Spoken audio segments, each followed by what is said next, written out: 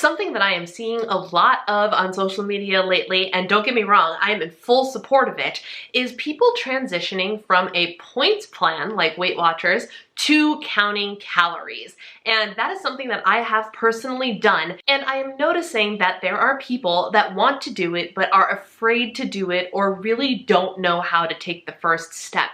So today I am going to share with you a couple of tips to help you get through the transition from points to calories.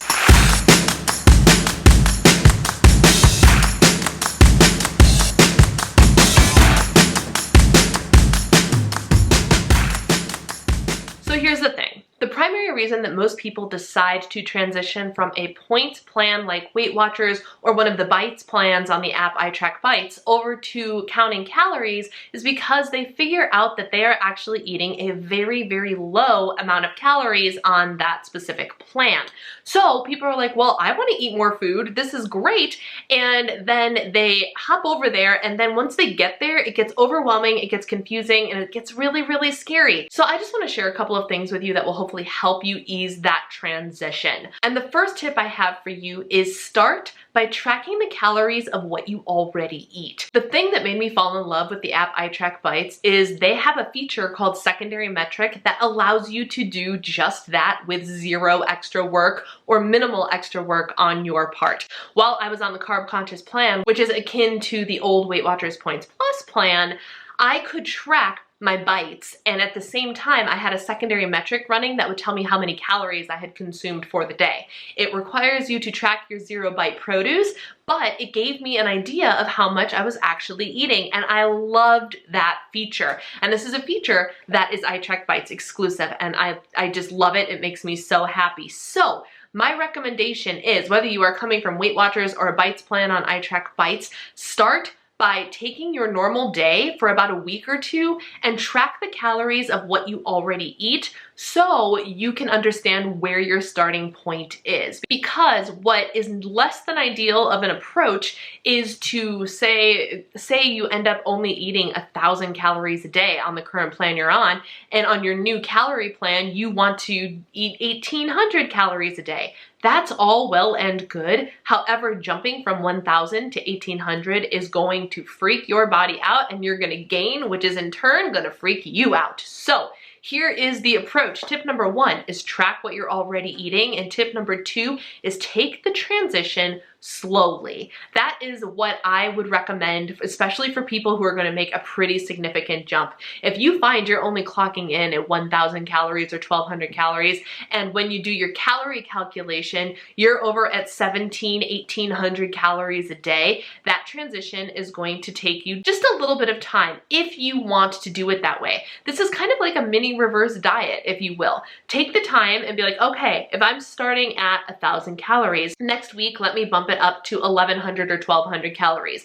Then the following week, let me bump it up to 1,300 calories, and work your way up to your new calorie goal slowly if you want to keep the scale as even keeled as possible. And we can get into all of these other details about the actual concept and process of reverse dieting in a different video. But this tip is specifically for people who tend to freak out and want to cut their calories or their points the second they see the scale go up. First of all, it's completely normal for the scale to fluctuate, so don't worry about that. Second of all, if you decide I'm going to jump from 1,000 to 1,800, that's fine, but understand that your body is going to take a little bit of time to adjust. So you might see gains for a little while until you start to see losses again. Trust the process and trust your body. Tip number 3 is to focus on protein. I love protein. If you've been around my channel for any length of time, you know this about me. I am a protein girl. My protein goal is 140 grams of protein a day, and most days I can hit it without a problem. I love protein. Why? Because protein is great for your muscles, and protein keeps you feeling full for a lot longer than some other foods do. So when you are making this transition, focusing on protein is really, really helpful. I mean, it's helpful for everything whether you're on a points plan or a bites plan or counting calories or whatever. It's helpful all the time, but focusing on protein can kind of help you bridge that gap of like what's lean protein and the calorie density of that. Because as you're incorporating foods that maybe you wrote off as a bad food or a food that you can't have. As you're trying to reintroduce other things, you're likely going to bounce around with some different macro balances and things like that. And so like my what's the word I'm looking for? My like center of gravity is always have protein focus and then go from there. My next tip is to set appropriate expectations. And here's what I mean by that. If you are somebody that wants to transition from a points plan to a calorie plan, because you know that your body needs to be eating more food than it is, you need to set appropriate expectations so you can reach that goal of a higher calorie count on a daily basis. And sometimes that expectation is expect to lose weight slower. That is something that so many of us don't want to hear, but it is a very reasonable expectation. If you set your goal to be only a half a pound a week loss, you will be able to eat as much food as possible and still be in a deficit while having a smaller but sustainable loss every week instead of dramatically cutting your calories and seeing a 1 to 2 pound loss every week. If you only lose the average of half a pound a week in a year, you still lose 25 pounds. And that's not too shabby. My last tip for the transition from a points plan to calories is something that I think every single person that makes this transition struggles with. And that is this: eat your produce. You would think that it would be logical to be like, well, duh, Brianna, I'm gonna eat my produce. It's good for you. But hear me out. All of a sudden, the produce that you are so used to not having to track or not dinging your points or bites value because it's 0 has a value. Yes, ladies and gentlemen, if you transition to counting calories, you can no longer not track your produce. And that freaks people out. If you are somebody who thrived by making big, high volume meals out of 0 point or 0 bite foods, all of a sudden, all of those 0 bite or point foods have a value, and those will add up. A banana is 100 calories, an apple is 60 calories-ish, give or take. You know, really the best way to find out is to measure it, but we don't always have time for that. My point is, all of a sudden, your produce is going to start to cost you something, and it is going to dissuade you from eating produce on a regular basis, and you need to not let that be the case. It is so easy to be like, I'm not gonna pay 50 calories for carrots that once cost me 0, because 2 things happen.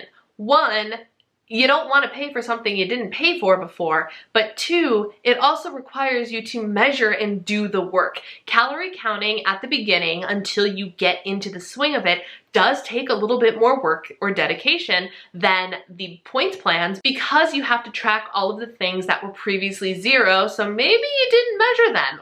Maybe you didn't put them in your tracker, and now you have to do both of those things. Trust me, it is worth it in the long run, but that transitional period is going to make you want to go, I just don't even want to eat fruit and vegetables. I just don't want to do it. Do it anyway, ladies and gentlemen. Why? Because they're good for you. Because they are still a low calorie food that you can eat a lot of vegetables for not that many calories. Yes, they still have calories, but not as many as a couple spoonfuls of peanut butter. You know what I'm saying? You can still create your high volume meals based on vegetables and fruits. You just need to track them and account for them. And it is so easy to not do that because it's more work, because you don't want to waste. I say waste the calories. You are never wasting calories if you are eating healthy foods. Eat the produce, eat the carrots, eat the vegetables. It is never a waste if you are eating produce. Produce is full of vitamins and minerals and fiber and things that your body needs to survive and to be at its healthiest and most nutritious self. So eat your produce. As much as it might pain you to track it and to have it have a value again, eat your produce. Your body will thank you. All right, so now I have to know, are there any tips that I missed? Are you somebody that has made the transition from a points plan or a bites plan to counting calories? What are some of the top tips that you have to share with the community? I would love it if you would leave them in the comment section below so we can get a conversation started. If you like this video, I would love it if you gave me a thumbs up. And if you haven't already hit that little red subscribe button, I don't know what you're waiting for. Click that button and join the Diva and the Divine community. Thank you guys for taking the time to watch. Take care, and I'll see you next time.